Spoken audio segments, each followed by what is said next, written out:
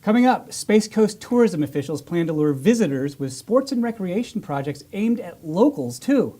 How Brevard Public Schools plans to spend your tax dollars, and the latest on express train service expected to pass through Brevard. That's next. This is Brevard Watch, the news experience focused exclusively on Florida's Space Coast.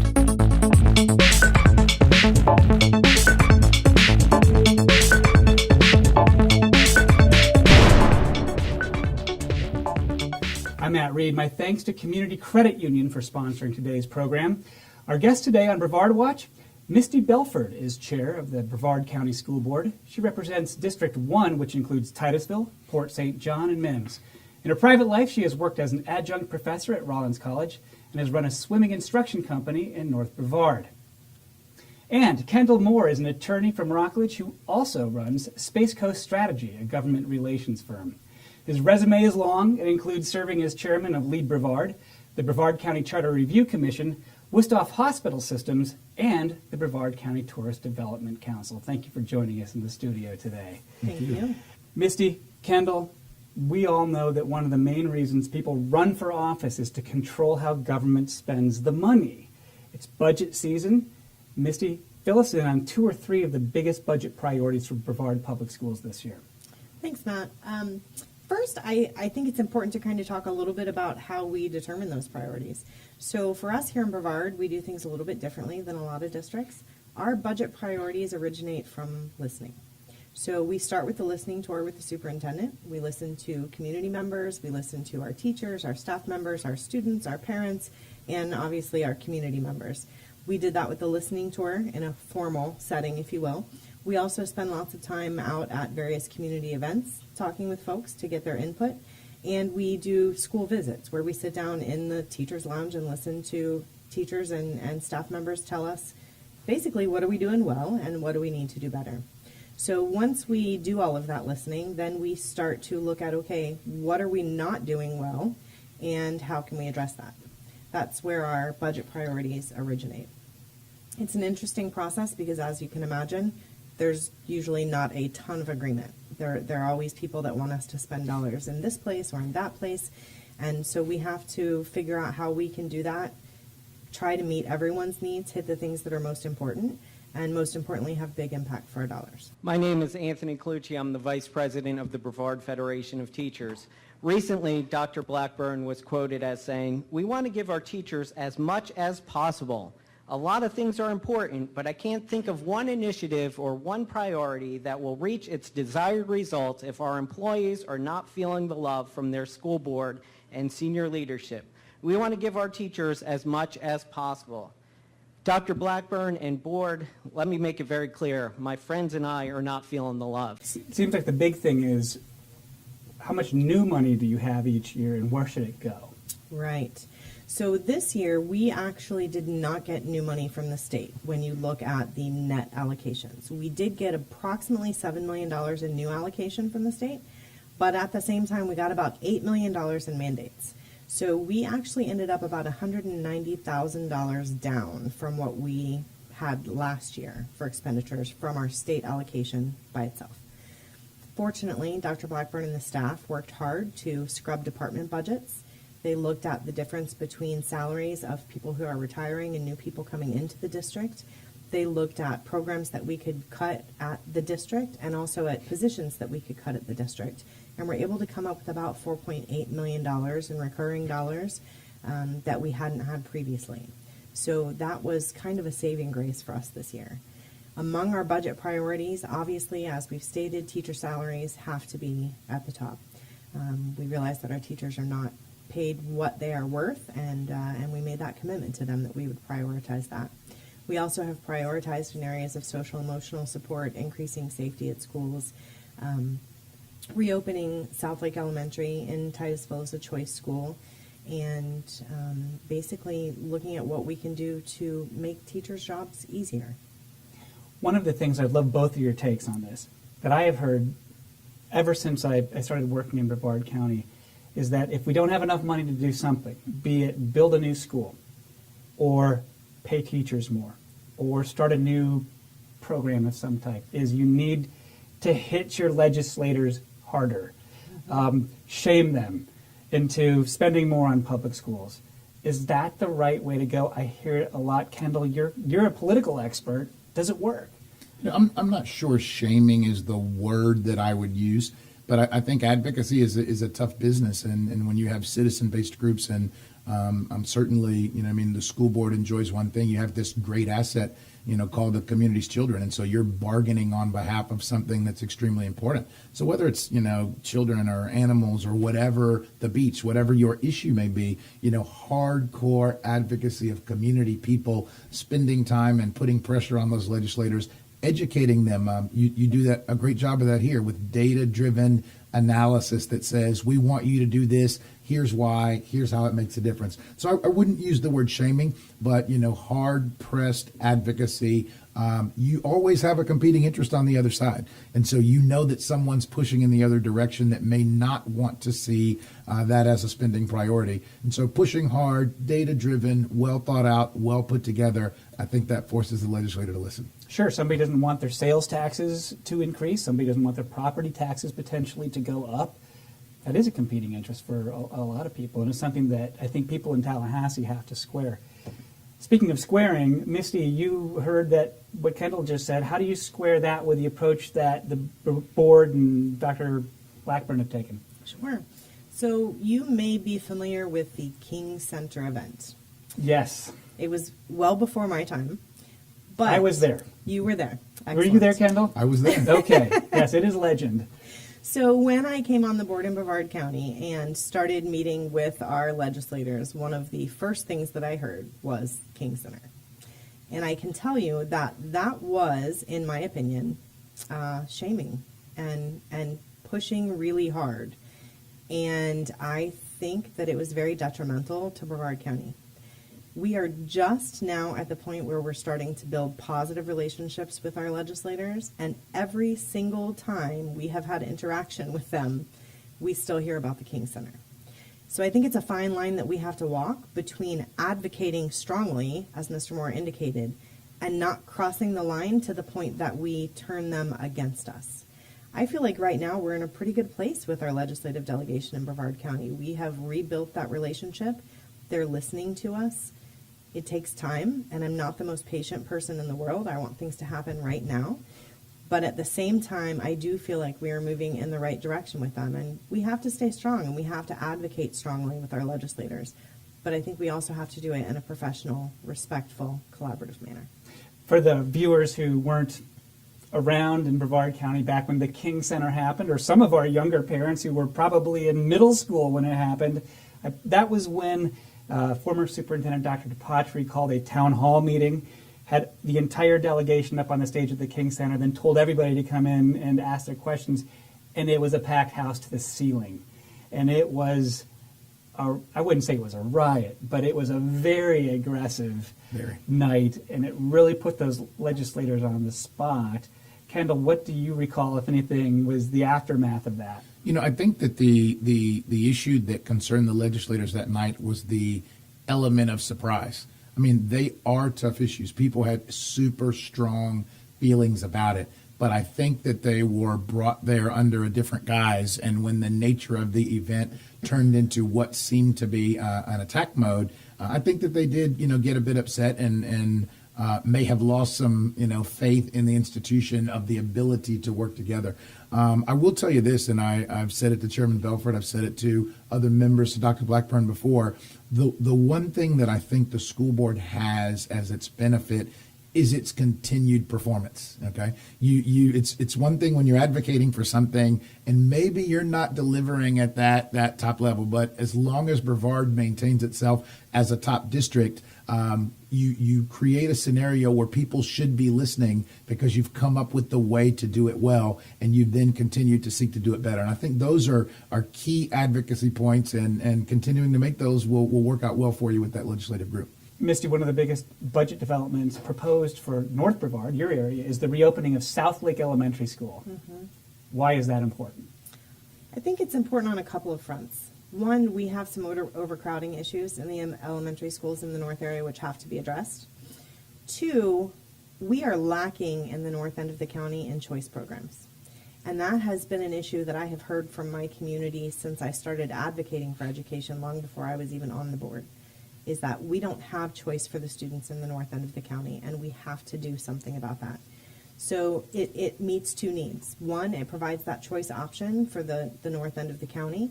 And two, it helps us to address those capacity issues so we don't have to potentially look at bringing in more portables, building additional schools, that sort of thing. So we're very excited about the possibility of the school coming to the north end. I think the community is excited and appreciative of the fact that they're being given this opportunity because it's been so long that we have been without. Kendall, the closure of schools in Titusville, on Merritt Island, and in Cocoa was more than just a capacity issue, it turned out. It really led to some hard feelings in our community, led to some problems with public trust, especially in, I think, the African American community in some areas. Will opening South Lake mend some of those relationships? What's your take? Well, I think I look at it in two ways. I mean, I remember that a night when Dr. Blackburn presented, I think it was December 15th, happened to be my wife's birthday, his long-term strategy. And one of the things Chairman Belford referenced was this concept of equity. And the return of South Lake is really a manifestation of having that discussion. If you recollect that night, there was a young man who was going to the 7th grade, and he says, hey, look, I've got a friend who lives in this part of the county, and they've got the opportunity to attend this particular type of program. It may have been gifted or something of that nature. And he says, it doesn't exist on my end of town. Will I be able to do that? And I thought it was probably the most compelling statement of the night. And that night, there started to be some discussions about equity. And so seeing the reopening of South Lake, and particularly the type of programming that's been discussed, I think is going to be a step in the right direction. I would agree with you that there were some challenges of the past. One of the things I think you have to be with the community is clear, concise, and honest. And at that time, there were some challenges where maybe people didn't feel that the board members had given them very clear explanations, because there were multiple schools that were on the list where there was not closure, and at least it appeared to some elements of the community that there may have been disproportionate closures that more impacted African American communities. And so I believe that it's a challenge for anyone. Anytime you're opening schools, closing schools, currently you're talking about redistricting, any of those things, if you can give some very fact-specific reasons, people still love their schools and love their neighborhood schools, but I think it helps them to understand why you're doing it, and it makes sense, and it's really on a database type reason. Let's talk about tourism and or recreation and how some ideas may be impacting our communities. The Tourism Development Council, as I understand it, is considering investing bed taxes. That's the 5 cents per dollar, I believe, that hotels collect from tourists, and spending some of that money on projects that not only attract visitors from out of town, but may be great for people locally for recreation, sports, those kinds of things. Now, Kendall, I know you represented one project that's involved in this, but I wanted to get both of your take on this approach in general. Kendall? I think I did in a prior life actually chair the TDC, and it's a very unique aspect to be a community that can have some income and have a vibrant opportunity that's created by tourism. The projects that you're talking about today, I think, particularly in full candor, we were involved in the one that's Vieira Regional Park. I think it creates an opportunity that it does two things. Number one, the county, when they made the decision to contract with USSSA for Space Coast Stadium, it was a large investment that part of our tourism marketplace would be based upon youth sports particularly. And we made a significant investment bringing in one of the largest, if not the largest, youth sports governing body in the country to be located here in Brevard and to start playing baseball, softball, and the like here.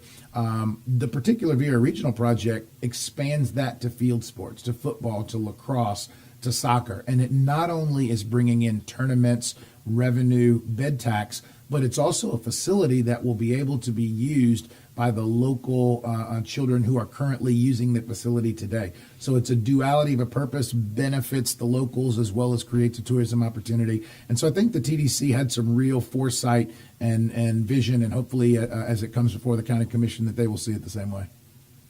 Misty, what do you make of it? I mean, you're an amateur athlete yourself. I believe your family does martial arts and that kind of thing, swimming, obviously. Can kids' sports and family sports really be a big boon to tourism in your area? Actually, I think it can, and it's ironic that you mentioned martial arts because our particular martial arts school is holding a tournament in December, which is going to draw people from all around the state, even potentially from around the country. We don't have anywhere in North Brevard that can house that number of people, so the tournament is having to be moved to Melbourne for us to be able to have the tournament, which, as you know, if you've done special events, if you try to pull sponsors from your local community to support your school because of the relationships that you have, and yet your actual event is an hour away, that presents challenges. So from the aspect of tourism, and I think that's very important, and I think it's going to be very beneficial. I also think that it's great that we're focusing on youth sports and keeping kids active and involved and outdoor. We talk all the time about the struggles that our kids are facing these days, and I think it addresses that issue. And then lastly, I think it's a win because obviously we have our sales tax initiative here in Brevard County, and the more people that come in and spend while they're here, the more money we get for our schools. So to me, it seems like a win-win-win. All right, well, when we come back, Eastern Florida State College hits a bullseye. And what should we tell young athletes and teams about the national anthem? Take the BPS CCU High School Mascot debit card anywhere, anyplace.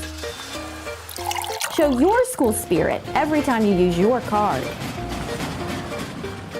Get your favorite BPS CCU High School Mascot debit card today by visiting any CCU branch. Learn more at ccuflorida.org/spirit.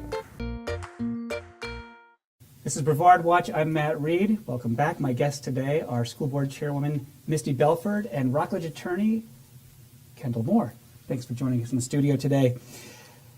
Kendall, let's start with this. There's an issue of trains. People have been talking about, and you have represented a company called All Aboard Florida, which has recently sort of rebranded the train portion of high-speed rail as Brightline. Correct. They are planning to run lines from Miami up through West Palm Beach, Florida, around Cocoa, or near the Cocoa Bend, and to Orlando. People were very interested in this. We'll say that much. But on the Treasure Coast, people seem to be against it. Here in Brevard County, people really seem to rally and like the idea. What's the latest on this? Whatever happened to the whatever happened to this project? You know, it's a anytime you start to talk about a generational type change in the way that people travel around the state, it is a significant project. You look at the railroad itself when Flagler came, we're talking about more than 100 years ago when that was created. And so now taking a significant move like that again and transferring it to passenger rail, and particularly between two of the very most populous areas in this state, connecting Central Florida and South Florida. Brevard was no different. There were debates in many communities about this, and I label it just like any project that comes before any government body. You know, significant change brings about significant questions. I think the issue that you've seen in the press the most, they are about to begin their actual service in the what is called Phase 1, Palm Beach, Broward, and Dade area. And then the next to follow would be the construction in the Phase 2, which then comes north through St. Lucie, Martin, Indian River, Brevard, and then, as you said, turning west to go to Orange County. There have been some recent articles about alignment changes and the like. As you can imagine, if you're building something like a railroad, everything from environmental to what property is owned to how it aligns with highways like the Central Florida Expressway, Florida DOT, all of those are challenges that must be faced by the vendor, All Aboard Florida, now the system called Brightline, to face that. And so there's some alignment discussions as the system crosses 95 that have been raised recently, and it's no different. The alignment has been moved a slight bit, north, south, east, west, at varying points along this progress. So that part doesn't surprise me at all. There are many government approvals, St. John's River Water Management, environmental approvals, just a variety that must take place. And so I don't see this as being any different from the steps that were already there. And certainly I think generationally we can look forward to a real transformation in terms of how people will get around this state in the future. A brand new rail line between Brevard County and Orlando is a brand new thing. That's a big deal. It is. It's significant, and particularly and very expensive. Right. The remainder of the entire system, if you think about it, will be going on existing rail. The footprint that Florida East Coast has had or Flagler had for 100 years will be the same, with the exception of Cocoa to Orlando. That is all brand new track, brand new system, and relative to that, you do have some residents impacted in Brevard, but once you cross the St. Johns River, you are in an open area from that standpoint as you work your way all the way to the airport. I know local companies, local governments, the port, all interested in getting a stop somewhere in Brevard County. There isn't one now because the company didn't detect a market for it, at least not initially. I know there was some kind of market study that was being done to see, or at least to demonstrate that, hey, they should do a stop here. What's the latest on that? Do you know, has that been done? Well, correct. So the negotiation process between the company and Brevard County was that Brevard County stipulated that a few things would happen. And one of those is that Brevard County agreed they would go through a process which was overseen by the TPO to select a site or a group of sites for the company's consideration, and the company then agreed to go through a market study to assess that. And we're talking about more than $1 million in cost of a financial grade market study to accomplish that. And so the company is now reviewing those particular sites. As you can imagine, there have been some delays related to that because you must first construct a couple of things in order to have a station here. The first one is you've got to construct the track that we're talking about. But then the second one, remember, the terminus point is the airport. And the airport terminal is still under construction as to where the train station on the western end would actually exist. So moving forward, maybe not at the exact speed that everyone would like, but certainly still progressing. Misty, I understand there's a logistics academy or program, one of our vocational things somewhere here in Brevard County.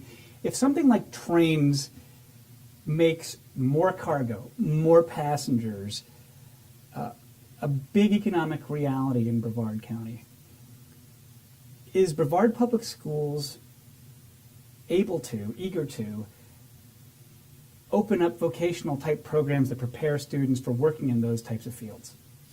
That actually is a significant initiative in Brevard Public Schools, is to ensure that we are preparing the workforce for tomorrow. So one of our big focuses has been collaborating with local industry to determine what their needs are as far as workforce, so that we can ensure that we're providing those skills and knowledge to the students. So I think we are certainly here in Brevard poised to be able to move forward and ensure that we can support those. Eastern Florida State College recently graduated its first class. I think it was 17 students from a new aviation maintenance program. That's pretty cool. I know that Eastern Florida State spent a lot of time interviewing industry, trying to find out what do people need in higher education, certificates, degrees, that sort of level of achievement. Mm-hmm. Is Brevard Public Schools talking to Eastern Florida State or local businesses in the same way to align those kinds of outcomes and set up those kinds of courses? We absolutely are. We're having constant conversations with industry leaders in Brevard County, and we work very closely with Eastern Florida State College. We actually have an aviation program at O'Galley High School. Unlike some of our CTE programs that we offer, career and technical education programs that we offer in Brevard, the aviation program at O'Galley doesn't give advanced credit when they go on to the Eastern Florida aviation program, but it certainly does give them a strong foundation to build from. We actually take our students over to the Eastern Florida State College campus to their aviation program so they can spend some time working in that environment and getting more familiar with it. We've actually had quite a few of our students that went from the O'Galley program into the Eastern Florida program. Also some that have gone to FIT and other programs at Eastern Florida State College from that program, but that has been an enormous focus for us, is ensuring that we have alignment throughout K-12 education and onto secondary collegiate level education so that we can support industry in Brevard as we diversify the economy. All right, hot button social issue here. Going to shift gears a little bit. The national anthem, big to do. Lately, controversy over whether athletes should be allowed to sit, stand, participate in the national anthem or not before a sporting event. We don't have pro teams here in Brevard County. We have high school and some college teams. What should we be telling our athletes or our coaches about what to do during the national anthem? Is there anything that's off limits? What do you make of this, Misty? Well, as you know, Matt, there was some legislation that passed last year with regard to the pledge that came out of the state of Florida that gave us some direction as to students having the opportunity to opt out of participating in the Pledge of Allegiance, if you will. And so we've had to put some policy in place and give some direction to teachers how to handle that sort of thing. My big issue, I think, is education that goes along with it. So rather than just give a mandate, I think it's important to have conversations to understand where the students and the coaches are coming from and to understand the significance of the issue as a whole, and then do our best to guide them in an appropriate manner. Obviously, we have to be careful of restricting things like First Amendment rights, and we take that very seriously in the district. But at the same time, I think it's a great opportunity for us to really engage our youth in the issues, the social issues of today, and certainly the political issues as well. So for me, it's a learning opportunity. Kendall, holy cow, this is a red county. I mean, with a military base and some very conservative people, very patriotic people. What should we be telling student athletes, if anything? You were a student athlete here. I was. About how to comport themselves during the pledge or national anthem, not the Pledge of Allegiance, the national anthem. You know, I think it's even more global than just the game, and I think Chairman Belford hit them both. One is dialogue and conversation. That applies to you whether you are 7, 17, or 77. Doesn't really matter. And then the second part is it's a learning environment and learning situation. I recollect being at the University of Florida for law school, and there was a militant Islamic individual who was intending to come and speak, and there were issues on both sides. And I remember the president getting up to explain that this is an institution of higher learning. In order for you to be a well-rounded individual, it's not that you believe one thing or another, it's your exposure to a variety of thought. And although I don't think it's easy to break it down this way, this has become, over a series of incidents in several places around the country over several months, one of the most polarizing times, of our generation that we've seen. And so when you talk about the dialogue, the conversation, or the teaching moment, for this, I think there are two. On one hand, there are issues relative to patriotism and, decorum and protocol and the like. But there are also constitutional issues and rights that students have or individuals have to participate, to not participate, and to do so appropriately if it's not violent or harming others or anything of that nature. And so I think that there are many things for students to learn and appreciate, on both sides of this. If you look at the history of our country, patriotism, why we do what we do, there's a long lineage there. There's also a long lineage of protests. This is not the first set or series of protests, that this country has ever seen. There has always been protest, and one of the most unique things that I continue to hear about the protest is that you want to tell people when they should protest, how they should protest, and why they should protest, and that kind of takes away from the issue.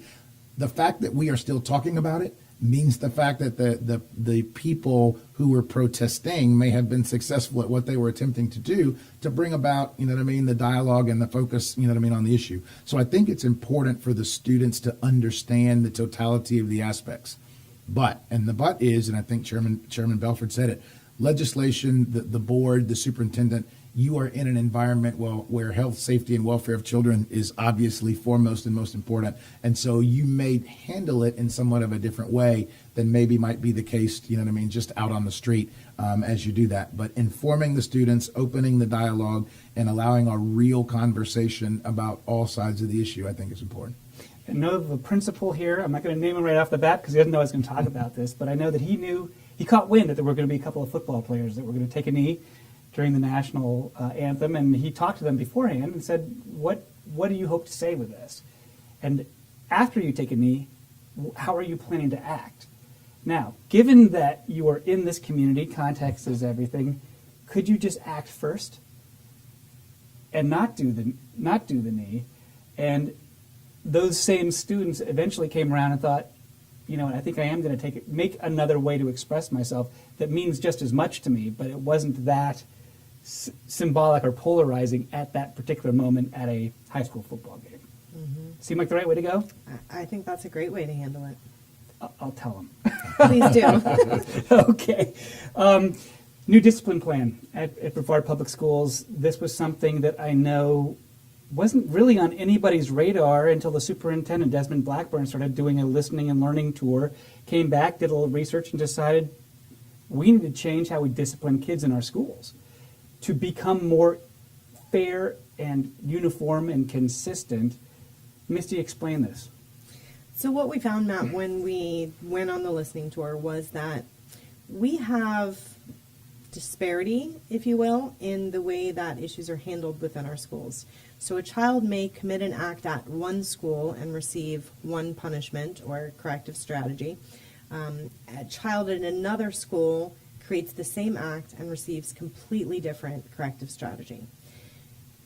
It was creating some concern in our community. Obviously, we need to have some consistency, and I think really being able to justify the choices that we have available for those corrective strategies to ensure that what we're doing is effective, because the last thing that we want is just unbridled discipline issues within our schools. So it was kind of twofold. One, to address that equity in response to discipline concerns, and then also to ensure that we have a plan in place so that we can hopefully minimize discipline issues within the schools so that our staff feels empowered and certainly takes some burden off of their plate so that they can focus on teaching. So as I understand it, there are these little matrices that principals and others get. So if you are a 6th grader or a 7th grader who gets in trouble for horseplay or a dress code violation, here's a range of options for the principal to take, and it's the same at every school. It isn't meant to be softer on discipline, but just more uniform and consistent. Kendall, the desire for this came out of some groups. Well, there was a desire all around for this, but I know that the NAACP and some other groups had a keen interest in it. Explain. Was that the case, or what do you know about that? Well, I think as we talked a little bit earlier about program equity, when the word equity was originally used and the superintendent raised that issue, this issue fell into that same category of equity. You know what I mean? Equal treatment across the board, not just race, geography. If I'm a student in Palm Bay versus a student in Titusville, if I'm a student mainland, Barrier Island, Beachside, there should be a level of consistency relative to discipline. And as a former student in this district, as a current parent in this district, and particularly as a community member, what impressed me the most was the superintendent's and the board's level of introspection, willingness to say something here's not right, and let's look at it and address it. Okay, sometimes we pass those things by and we're not willing to take that level of self-introspection. But when they talked about the topic of equity, they've taken some significant steps in this category and others. And so I think from a community perspective, it's been a very positive step in the right direction. All right, when we come back, SpaceX founder Elon Musk makes a bold pronouncement about his rocket's ability to take people to the moon and Mars. How could that possibly affect those of us here on the Space Coast? Take the BPS CCU High School Mascot debit card anywhere, anyplace. Show your school spirit every time you use your card. Get your favorite BPS CCU High School Mascot debit card today by visiting any CCU branch. Learn more at ccuflorida.org/spirit. Misty Belford, thank you so much for joining us for this quick conversation here. The school board made a hard decision this year about school security, and it was to accelerate some of the spending of sales surtax dollars to improve fencing, access controls, and other security at our schools. Why was that important to do? Well, the bottom line, Matt, is it's difficult for me to say that your child can wait 2 or 3 years to have a safer campus.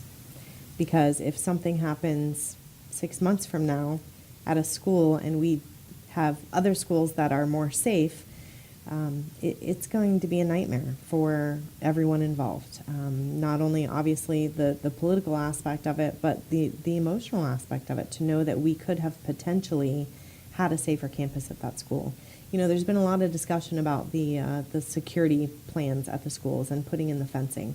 And I have to tell you, I am daily at schools, and I would say it is more rare than not for me not to see a child running at a school.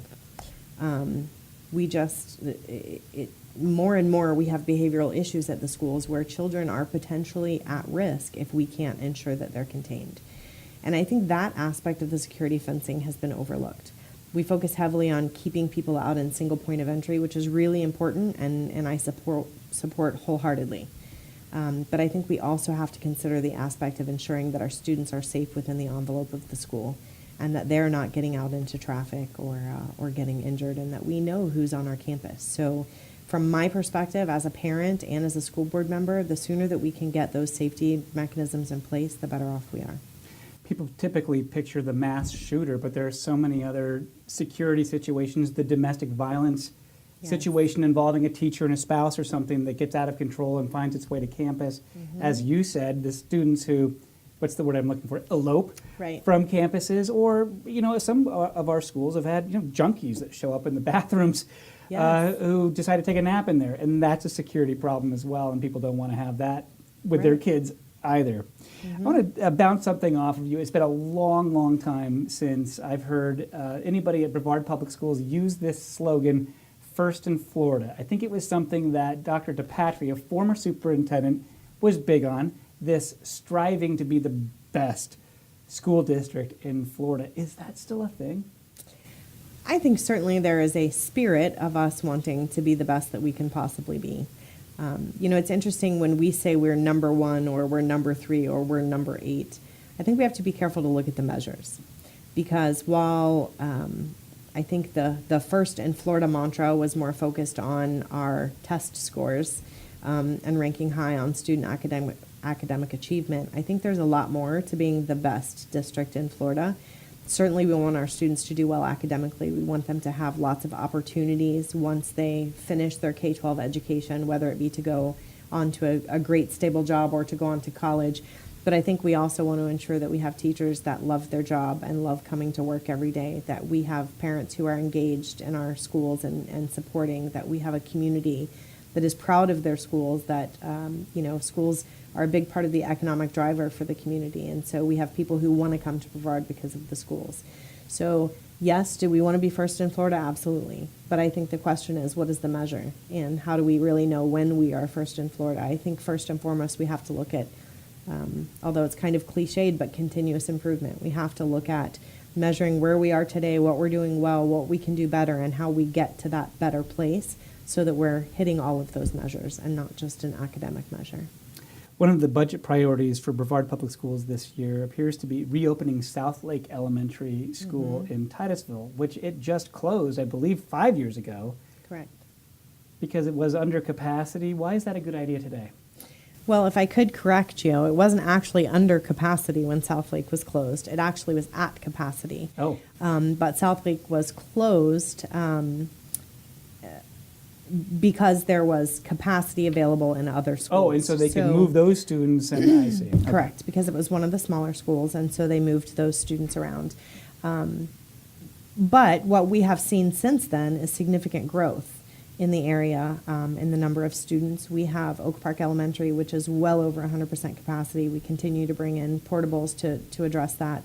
And as you're aware, we have significant growth taking place throughout the county, but also specifically in the north area of the county, where we're seeing a rejuvenation of the economy there. So we definitely need to make sure that we have capacity going forward for our students. More importantly to some is the fact that we have no choice programs in North Brevard, and I think that was a little known fact for a long time.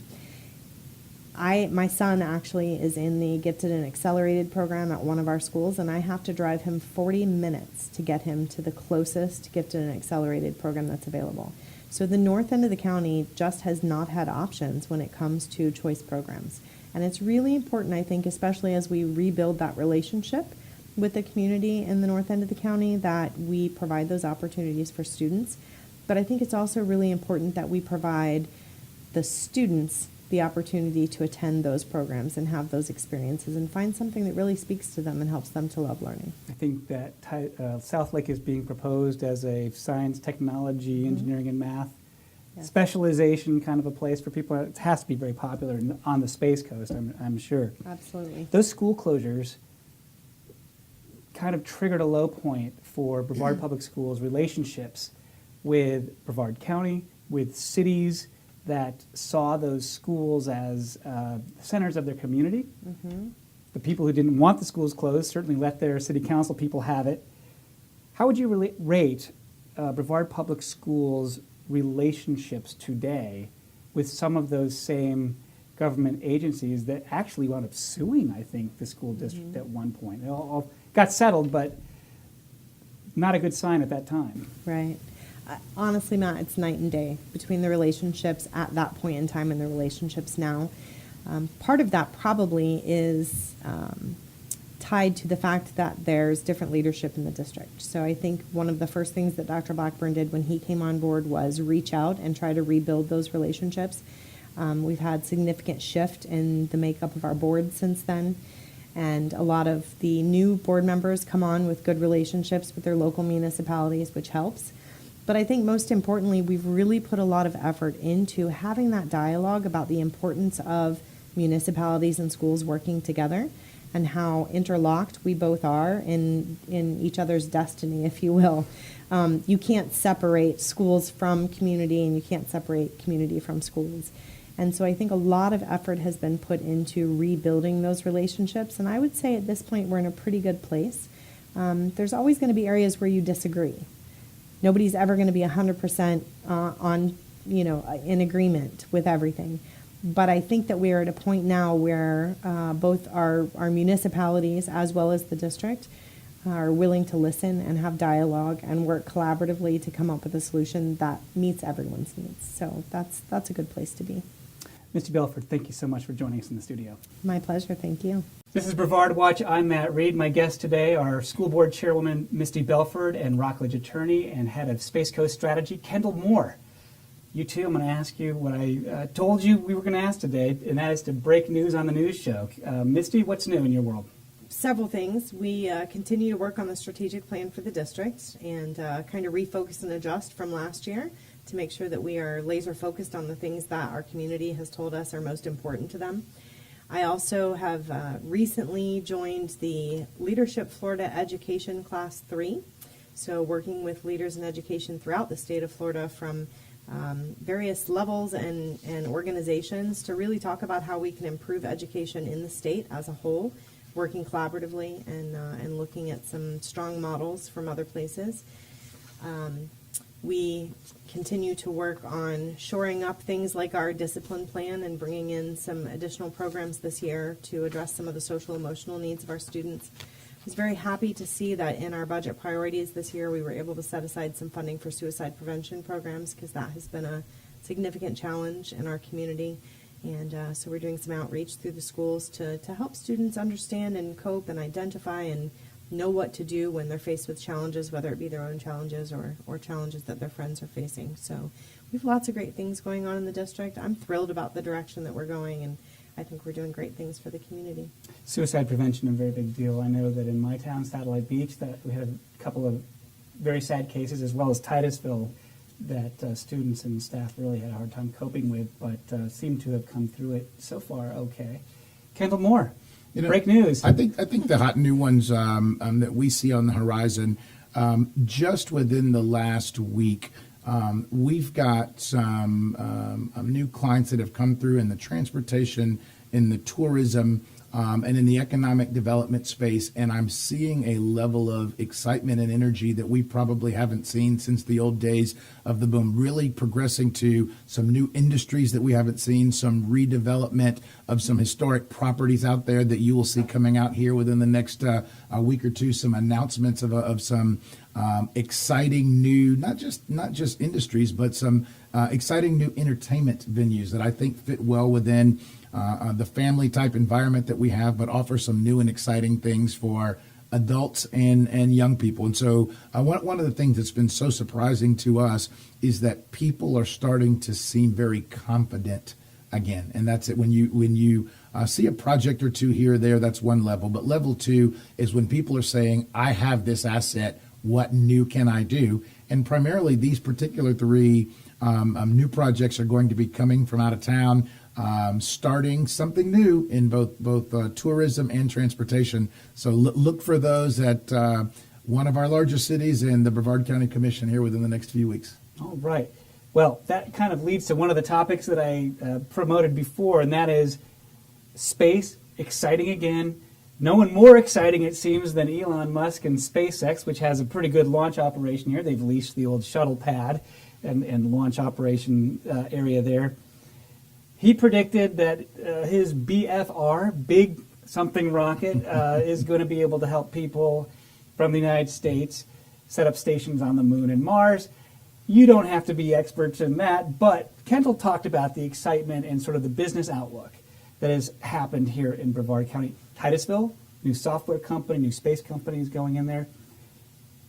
How are you seeing a reinvigorated space program, especially in North Brevard, making its way into schools, local government, and the other areas that you spend your time? Well, as you mentioned, especially on the north end of the county, I think our community up there was so focused on the space program. And so when we lost the shuttle program, there was a huge impact. I think it's done a couple of things. One, we have been forced to diversify our economy as a county, but most definitely in the north end of the county, to ensure that we don't have full reliance on the space program. However, with that being said, even with the diversity, I think the reemergence of the space program or reinvigoration of the space program has been significant for our community. People are excited again. I had the opportunity to happen to be driving down US 1 northbound when one of the launches was going off, and for the first time in so many years, the people were lined up along the streets again. The Titusville Bridge was just packed with people out there to see the launch, and we hadn't seen that since space shuttle launches. So I think the excitement definitely is there.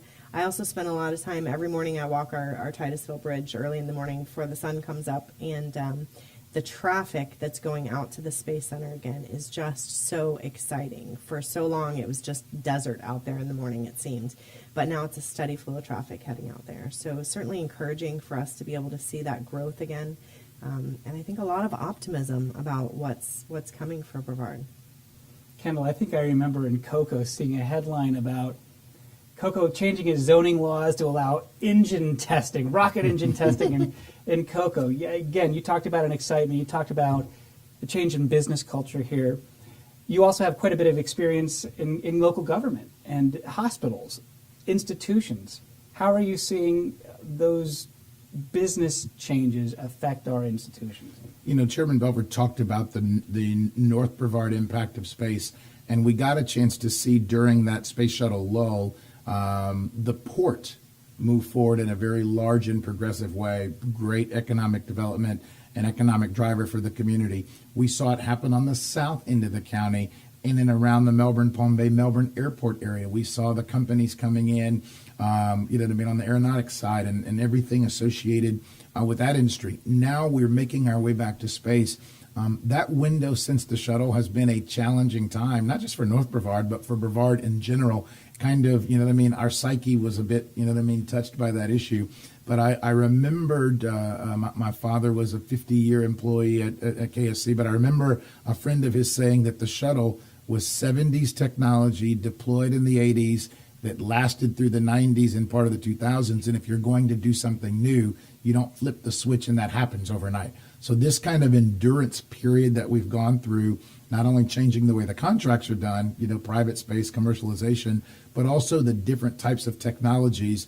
The excitement I see is that once it is the new way of doing things, that it's not just SpaceX, that we've got 10 commercial companies that are all competing, that are going, in that industry and space, we could see another run of several decades again in that same type to do. So I think that's the interesting part, that it's likely just the beginning of where we could go. It still amazes me every time, just on the rocket side, not on manned space, that I look at the launch tempo and they're starting to talk about that, getting to 1 a week or more is an amazing scenario for us. And I think, Chairman Belford said it, there's no way to wrap your brain around what that's like until you get back to seeing those rockets in the sky again. And it's just an exciting aura that goes with it. So I think it's the beginning of a new era, and it's really going to be a great long-term thing for not just North Brevard, but Brevard in general.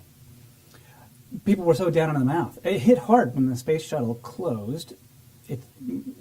And so many people lost their jobs. Remember the 60 Minutes segment that came down here, and boy, that was really a low point. It seems like there are two outlooks, especially in North Brevard, among people. One is just this very, very cautious, we sure got burned at one point, and we got to be so careful, and I don't think things are back. Then there are the people who have moved to Brevard anew, taken a look around and said, there's nothing like this anyplace else. North Brevard, the kind of activity that goes on at the Space Center, we know a lot about that, but even in the Melbourne area, if you drive down NASA Boulevard from West Melbourne over to US 1, you go past one gray or beige box after another with one engineering company logo on it after another. That's a pretty special thing. And I'm hoping that my own son, who's an engineering student, will come back here and work someday. All right, let's move on to another topic that I know has been kind of controversial, medical marijuana. The reason I hear so much concern about medical marijuana is not so much about the stuff, but about where they might put the dispensaries. Brevard County, West Melbourne, a number of other local governments have issued moratoriums on the opening of medical marijuana dispensaries. Commissioner John Tabaya over in Vieira said that, you've got to be careful about this. Could be next to your school, next to your church. Thank you, Mr. Chair, and this goes against everything I believe in. I don't know where I am on this one, but I certainly want to throw something out there because I did spend a little bit of time with this. If we look at our surrounding counties as well as cities, it looks like temporary bans or moratoriums have been placed in Orange, Seminole, Palm Beach, St. Lucie. It looks like Indian River is leaning this way.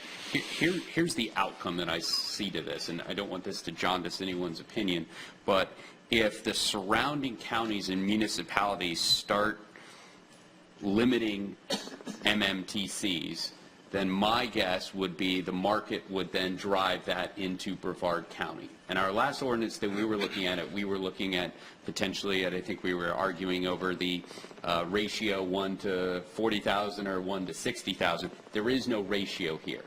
So in other words, if we are the only place where medical marijuana treatment centers can be in the area, my guess would be we would have a proliferation of them, because we would have no mechanism in order to limit that one way or another.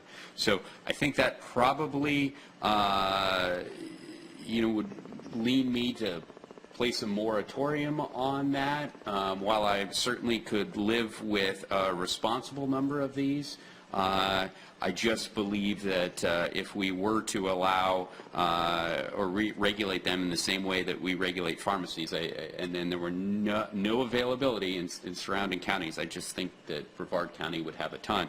Now, even if we do, as Mr. Knopf said, that doesn't stop Cocoa Beach, right, from saying, okay, and I don't know anything about Cocoa Beach. It's just one that allowed prior to, so they may change it, saying, okay, this is an economic driver. And, think about if there was nowhere that you could get MMTCs in the Tri-County area with the exception of Cocoa Beach.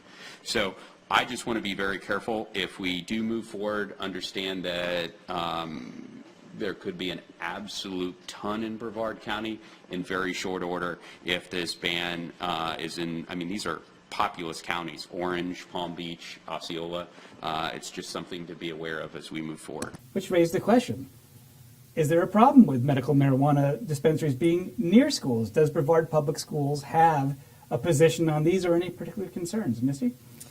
We don't have an official position on it, Matt, and I have to remind you that obviously I can only speak as one board member. I can't speak for the board as a whole. But I think it ties in with the same concerns that we have about the sale of alcohol and the sale of tobacco near schools. And that is, we probably don't want to be super close neighbors. We need some space there, just to ensure safety, security, and not have those things right in the face of our students. So my hope is that our local municipalities, and many of them have, already looked at the issue of, we need to catch up to this. You know, so many times we find that as society changes, our laws don't necessarily keep up. And I feel like, at least in Brevard County, our local municipalities and our county officials have done a good job of trying to stay ahead of this, so that we don't find ourselves behind the 8 ball and we've got all of the dispensaries popping up right next to schools and can't do anything about it. So I do feel like they certainly have had the best interest of our students in mind. Just a cultural basic: alcohol, guns, and marijuana not close to schools. Yeah, I think that probably is just good practice Even to if keep it's a buffer. perfectly legal stuff. Well, alcohol is legal as long as you're over 21. Right. Tobacco is legal over 18. Guns are legal as long as you have your permit. So There you go. I don't think necessarily it's a legal issue. I think it's just a cultural issue and a safety issue to have a buffer there. Kendall, is a lot of this just politics? People are conservative around here. Medical marijuana passes. Nobody wants to be that politician who gives the green light to opening the first dispensary someplace? You know, I think it is political, but it is now legal and it is here. The issue becomes, it's almost like thinking back, if you were around at the time of Prohibition, okay? That something of that size and of that magnitude economically has not come in a very, very long time. And from a political perspective, I think what the elected officials are trying to judge is you're trying to make decisions on something that doesn't yet exist. So you don't really know what it looks like. You don't really know what it feels like. You don't really know, the how, when, and where. So as you're trying to deal with, zoning and location and other things, it's a very hard scenario because you don't know exactly what the look and the feel of the industry is going to turn out to be. Secondarily, I think that there is sometimes a slight overreaction because people are preparing for the potential that medical becomes recreational. And if you've already built a construct, do you want the recreational outlay to be, as close or in a similar construct as a medical marijuana? So ultimately, it is here. We'll have to be regulated. But I think you see the significant challenges, but you're having to legislate something that you can't physically see, appreciate, and understand quite yet, and that's always a challenge. All right, this is part of the program where I give you a chance to plug anything you want coming up next for you. Misty Belford Town Hall meeting, I believe, coming up in Titusville. What's going on? We have our town hall in Titusville, which is actually an addition of a meeting because the initial town hall we had on the north end of the county, we had some schedule conflicts with school events. So that is scheduled for November 2nd at Titusville High School, 5:30 to 7, I believe. Looking forward to getting some input from the community. Once again, wanting to hear what we're doing really well and what we're not doing so good at that we could do better at. State of the School speech, I believe, by Superintendent Blackburn, and an open mic night for whatever concerns you might have about your schools. Kendall Moore, how about you? I'm going to go back to the one word that was used earlier.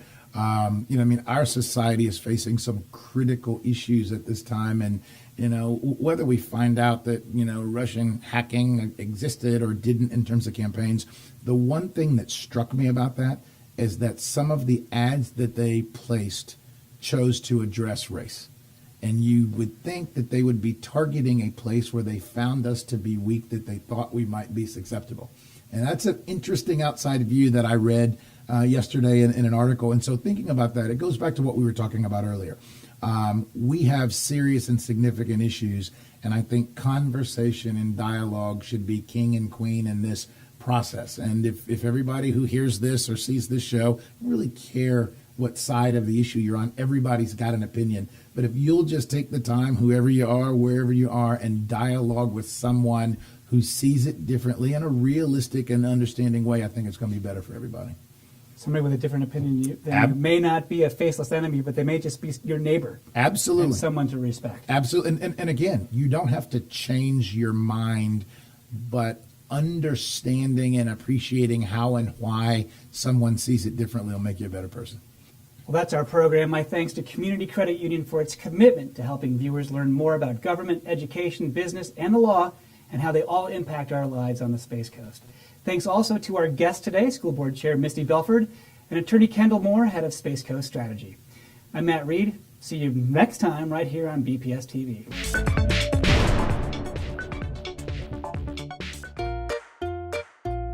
Take the BPS CCU High School Mascot Debit Card anywhere, anyplace. Show your school spirit every time you use your card. Get your favorite BPS CCU High School Mascot Debit Card today by visiting any CCU branch. Learn more at ccuflorida.org/spirit.